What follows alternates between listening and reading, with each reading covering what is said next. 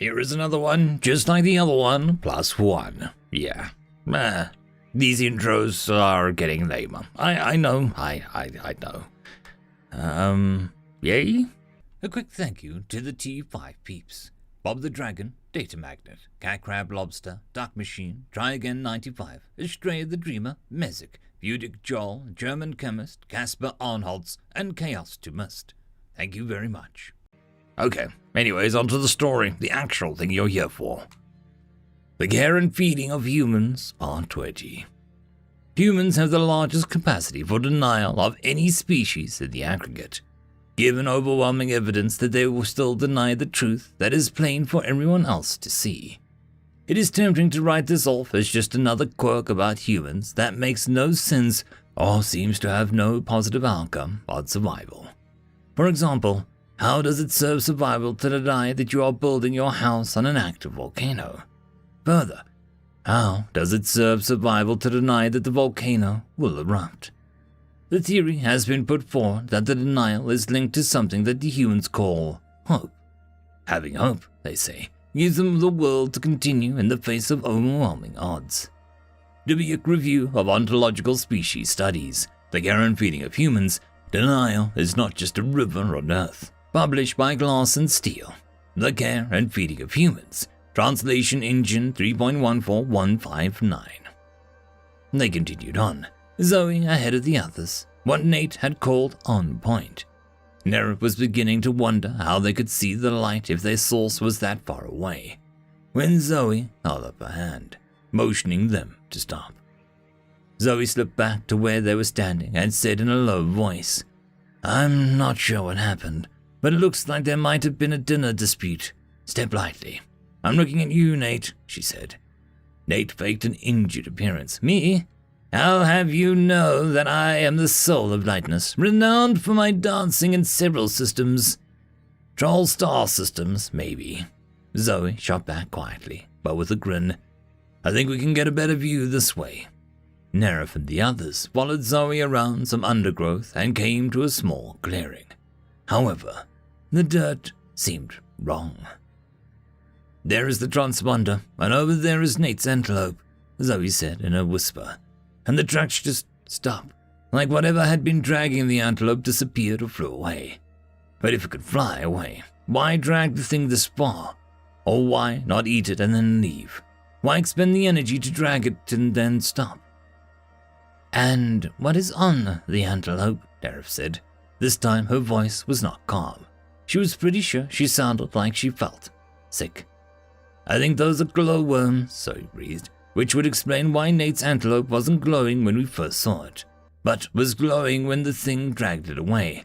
It's not my antelope, Nate hissed. Well, it does look like an antelope, Nerif observed in the soft voice, trying to distract herself. Except for that bony plate it has on its nose, and the worms. Nerif felt his skin ridge up in distaste. So, dead animal starts glowing, scavenger retrieves it, drags it to a place where we've seen glowing lights, Zoe observed.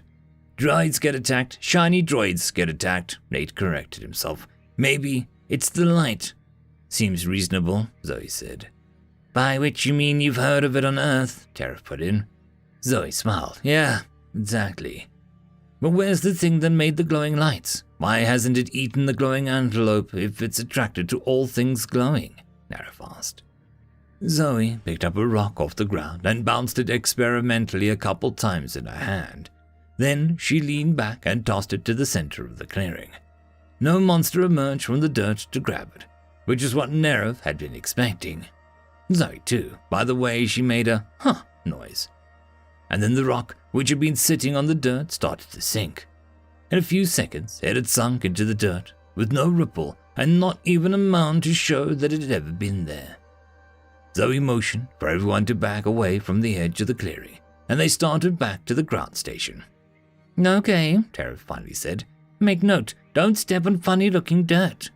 And, maybe no more traveling in the dark, Zoe added.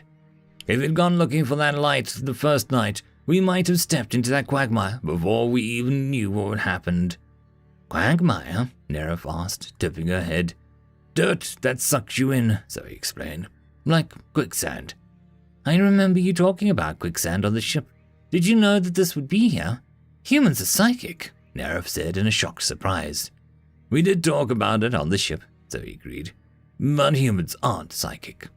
Nate opened his mouth to say something, and Zoe elbowed him in the ribs with the right arm. I've never heard of quicksand before in my life, and now it turns up on the very planet we're contracted for. How is that not psychic? Nerf asked. It's just the Bardon Mainhoff phenomenon, Zoe said. That sounds like a really terrible disease, Nerf snickered. It's just a thing, Zoe waved her hand. You know, you learn a new word, and then you start hearing it all over the place. It just means that now that you know about the new thing, you're hyper-aware of it. Anyway, humans are not psychic. Please don't add that to the list of strange things about humans, Zoe said. Nerf recognized the painful subject for Zoe, and didn't bring it up again.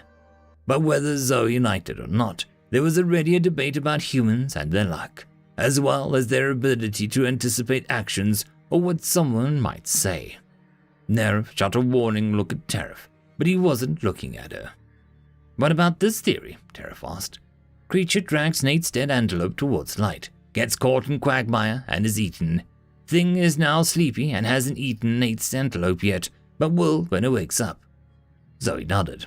You've been reading about trapdoor spiders, haven't you? Teref blushed, a light wash of purple. Yeah. If it's like a trapdoor spider, we should be glad we're alive. If it's asleep, that explains why it didn't respond to the vibrations of upward steps. If the ground station is repairable, and we end up staying for a few more days, we may have to come back out and study this, Zoe said, a thoughtful note in her voice. From a safe distance, Nerf added. Of course, Zoe said, and smiled a little wickedly. Back at the ground station, Nerf sat down gratefully. Quirrell and Alan were still going over the electronics, though didn't have any results that they wanted to share yet. Nerf started reviewing the storm data on a compad to get some idea of what the weather was really like. Bubsy climbed onto her lap and slowly made her way in between Nerf and her compad. Bubsy, you're making it hard for me to do my job, Nerf told her. Bubsy closed its eyes and stretched a paw over to the combat screen. That's not helping, Bubsy, Nerf said. She slid the combat out from underneath Bubsy's body and had to hold it at an awkward angle in order to view the data. Bubsy dug her claws into Nerf's leg, just a little bit, like a punishment for disturbing Bubsy's sleep. Nerf found that she didn't mind the claws as much anymore, and shifted the combat to one hand so that she could pet Bubsy between the ears. Before dinner, Quirrell and Alan approached the group. Quirrell was evidently the spokesman and said, We think we have our results. We're listening, Zoe said. We think portions of the station are repairable, but it would take several days. We'll start with getting communications up first. Then the clients can decide if they want to move forward or scrap this expedition. Zoe rubbed her right arm, but didn't seem to notice what she was doing. Well, if they scrap the mission, they scrap the mission. You'll still be paid, Zoe, Nara said.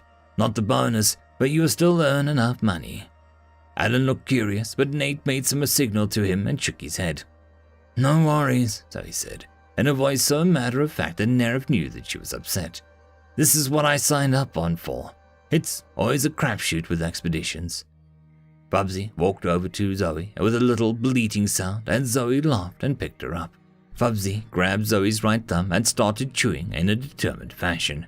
Ow, you little rascal. I still feel pain, you know. Zoe adjusted the jewelry that connected her prosthetic arm and said, There, now you can chew away until Teref gets you some real food.